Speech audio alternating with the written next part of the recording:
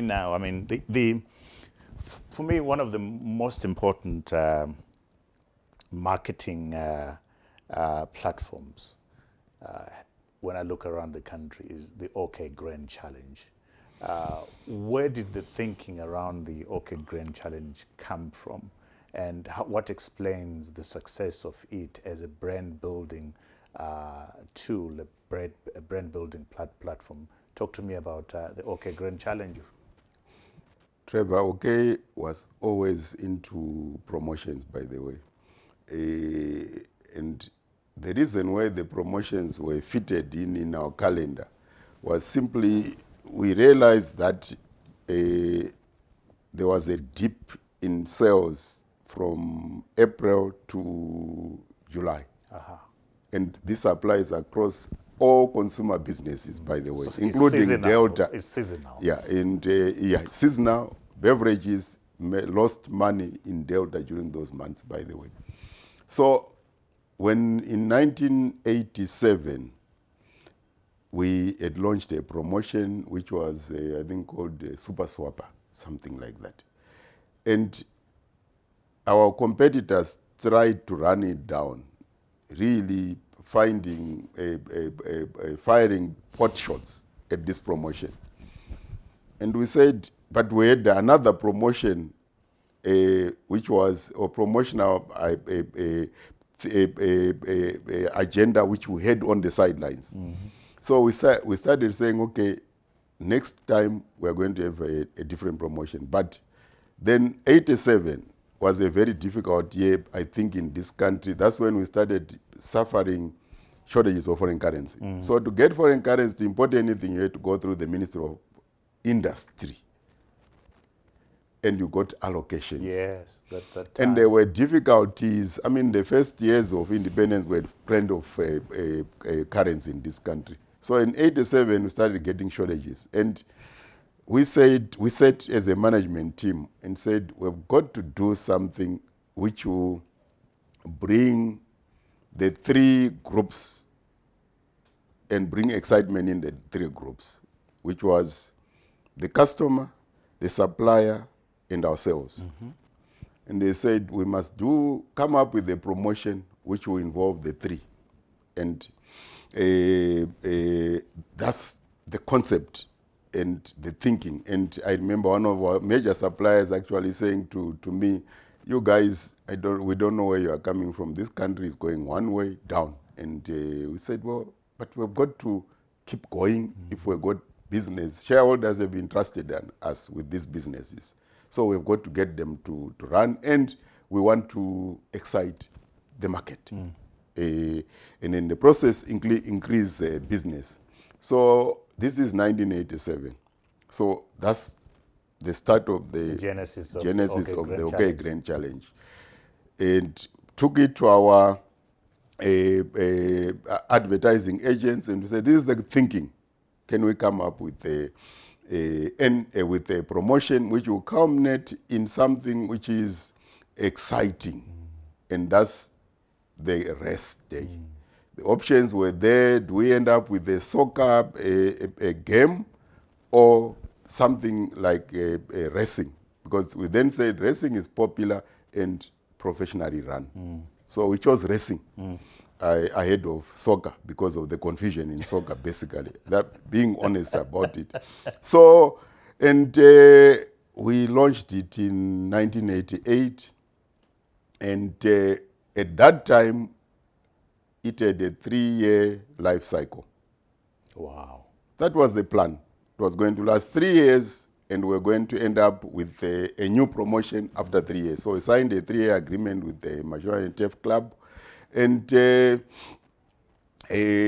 competition were rattled when we launched the Grain Challenge. Absolutely rattled.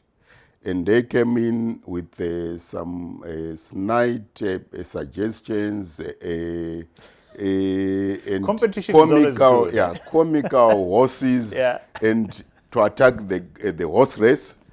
And some of the people who were involved in that were my friends, by the way. And I then ended up phoning our biggest competitor then, when they actually went beyond being professional. Wow. And I phoned him and I said, look, what they put in the paper is unacceptable, and we can actually sue you. Wow. Did it get to that? Correct. And I phoned the chairman and Inos Jura before doing it. And I said, you might get a call from this guy's chairman after my discussion with him, because I'm not going to be polite.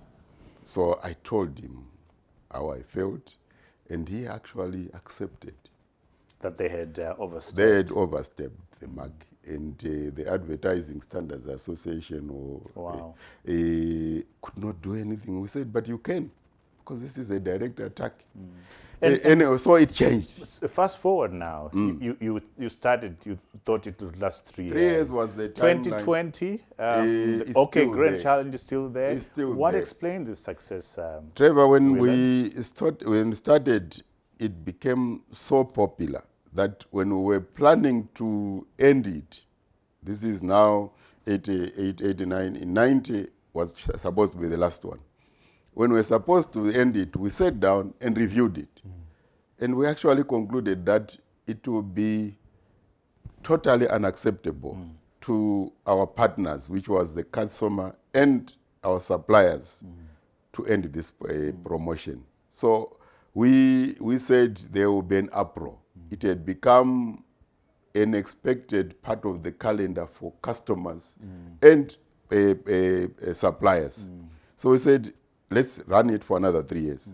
It was always a 3-year cycle. And then we said, no, but it's become so powerful, we have to register the brand. So we registered Grand Challenge as a brand. Look, the rest is history. But in your view, Willard, let me press you there. What do you think explains the success?